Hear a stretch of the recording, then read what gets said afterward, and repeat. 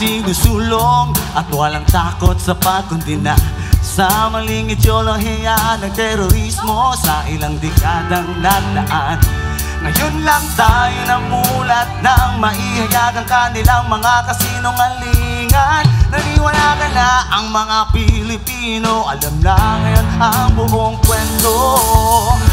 Ito ang programang walang pinapakinggan, ang tunay na boses ng mamamayan. Hatid sa inyo ang laban, kasama ang bayan. Sama-sama ang apunin ang kapayapaan. Subuin ang tunay na kalaban. Hindi ka nag-iisa, kami ay iyong kasama. Paglalaban ang karapatan. Manidog ng tanan! Let's celebrate! Manidog ng tanan! Pag-ibig sa bayan, sabayan nato! Maisog! Buhay ay iaalay hanggang sa huling hininga, kayo ay pagsisilbihan. Ito ang programa walang pinapanigan, tunay na boses ng mamamayan. Hatid sa inyo ang laban, kasama ang bayan. Sama-sama ang huli ang kapayapaan. Subuhin ang tunay na kalaban. Hindi ka nag-iisa, kami ay iyong kasama. Paglalaban ang karapatan. Sigaw ng bawat Pilipino! Hustisya! Hustisya! Hustisya! Hustisya! Hustisya!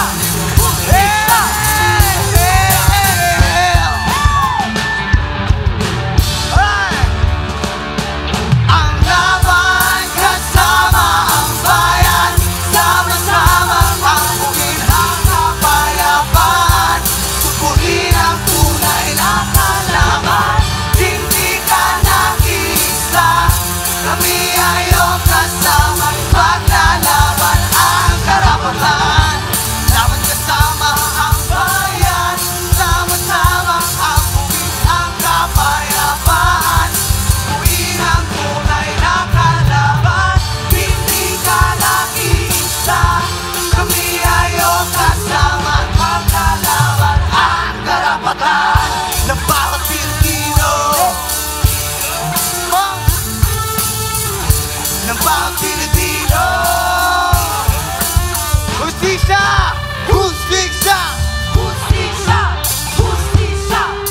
Sigaw! Hustisya! Hustisya! Hustisya!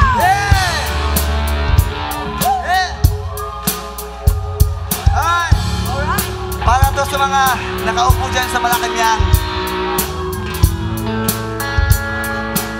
Nakaupo, nagbingi-bingihan!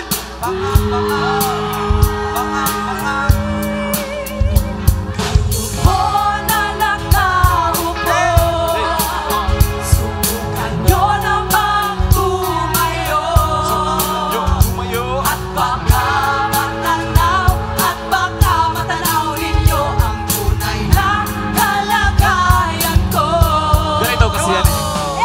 Tao po, nandyan po ba kayo sa loob ng malaking bahay at malawak na bakura? Mataas na pader, pinapanigilan na nakapilang mamamaaling sa sakyan. Mga patay na laging bulong ng bulong, wala namang kasal pero marami ang nakabarong. Lumakas man ang ulan ay walang butas ang bubong, mga platot kutsara na hindi kilala ang totoo. Ang kanina simputi ng gatas na nasa kahon, at kahit na hindi Pasko sa lamesa ay may hamon. Ang sarap sigurong maniraan sa bahay na ganyan. Sabi pa nila, dito mo rin matatagpuan ang tao na nagmamayari ng isang upuan. At pag may pagkakatao'y pinag-aagawan, kaya naman hindi niya pinag-aakawalan. Kung makikita ko lamang siya ay aking sisigawan. Upo na nakaupo, Kayo po na nakaupo, ano namang tumayo. subukan nyo namang tumayo. Baka matanaw ninyo ang tunay na kalagayan ko. Mawalang galang na po sa taong nakaupo. Yan yung pangpatakal ng bigas namin ay di puno. Ang dingding ng bahay namin ay pinagtagpig-tagpig. Yaro na nagbibiro, ang init at tumutunan ay nakapininuman guys sa inom. May pinagulong tubig sa lumang takuring uling-uling. Gamit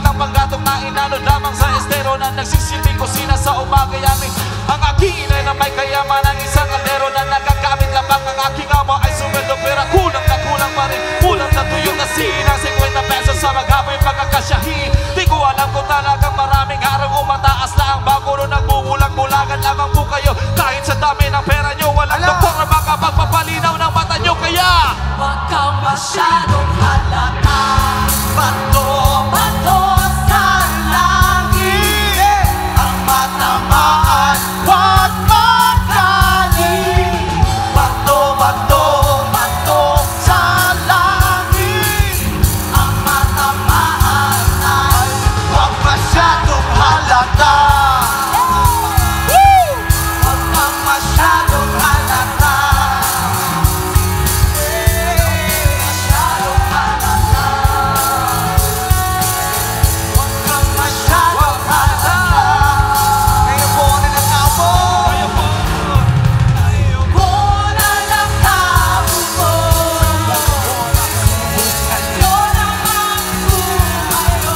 Subukan nyo ng bang tumayo. At baka matandang at baka matanaw ninyo ang tunay ng kalagayan ko.